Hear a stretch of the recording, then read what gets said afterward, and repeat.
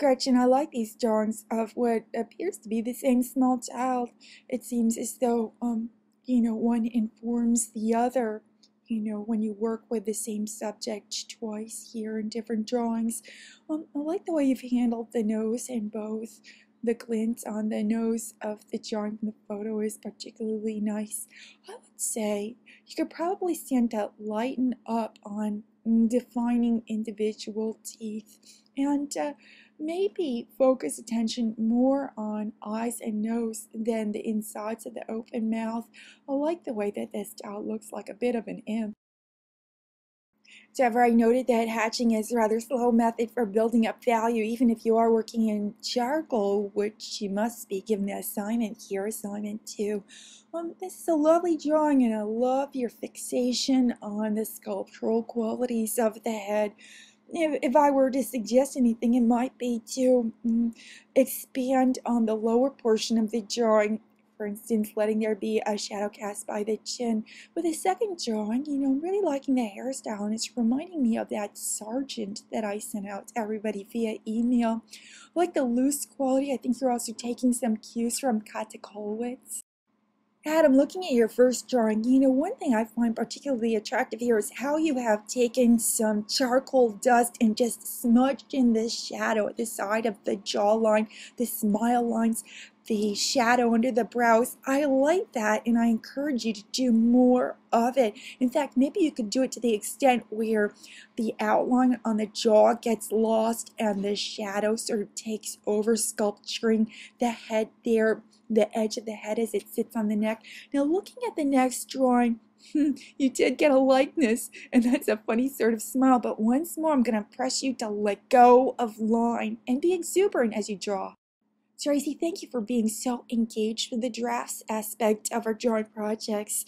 Looking at this lovely drawing you've come up with for assignment 2, I love the sense of the gaze outward toward the viewer. There's so much sensitivity in the rendition of the features. You don't have a strong light source here, yet you are able to sculpt the hollows of the cheeks, the hollows of the eyes, to make the nose seem dimensional through subtle adjustments to lighten shadow. It's really a beautiful drawing.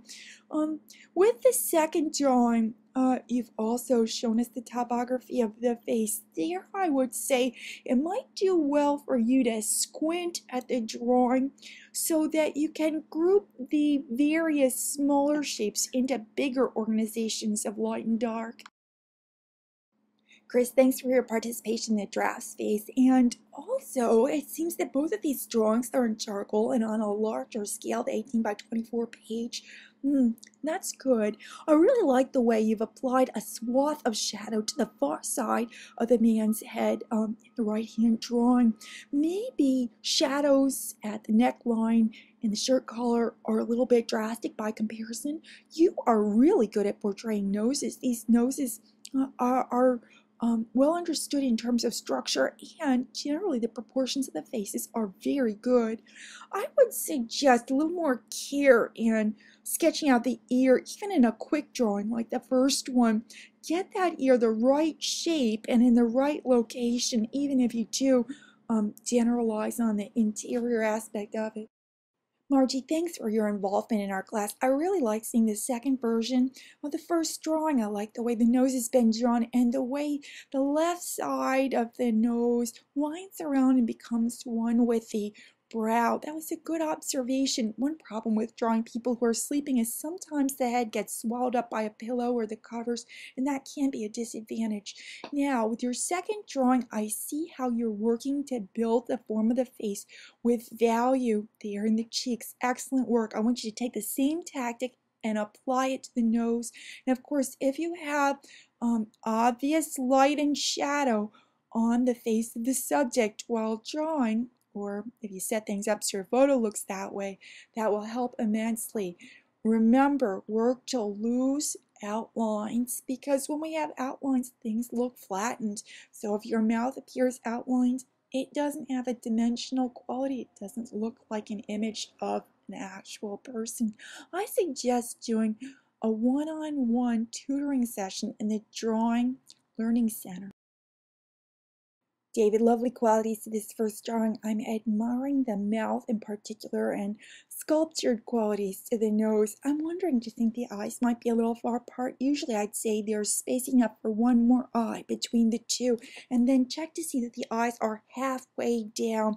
I'd say even in a quick drawing, get out your kneaded eraser and lift some highlights out of the hair. Check your length on the neck and the position for the shoulder. Now the second drawing, I think you were hemmed in by the fact that you didn't have enough of the page to lay out the entire head, and I do recommend that.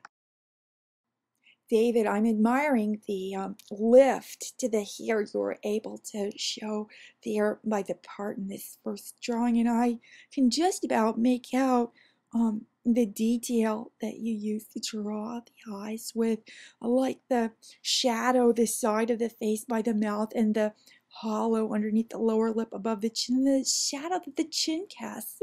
But all this would be shown off a lot better if you squared up your drawing with your lens when you photoed it. Please do that next time. This little fellow, what a charmer. Now, the photo's taken from slightly above, and that gives you license to put the eye line lower than halfway. I think his nose is looking a little long in your drawing, and also that area below his nose and above his lower lip's a bit long too. Joshua, I like seeing these two drawings next to each other because they show a noted progression in your style. While there's a lot of care in the first drawing, look at the exuberance of the way you've been able to draw by applying the charcoal from its side in the second drawing. You know, I would say give us necks and shoulders or suggestions of those. Also, I think your photo of the second drawing suffers from the same issue that we're seeing in David's work above. It seems slanted away from the camera. Izzy, it's really a pleasure to see the evolution of your work for week 4. You know, most of these were posted early, and I think you'll find remarks from me about the finished versions in the various discussions. Melissa, like Izzy, I think I've commented on your final submissions in the discussion, so I'm going to send you there for my feedback.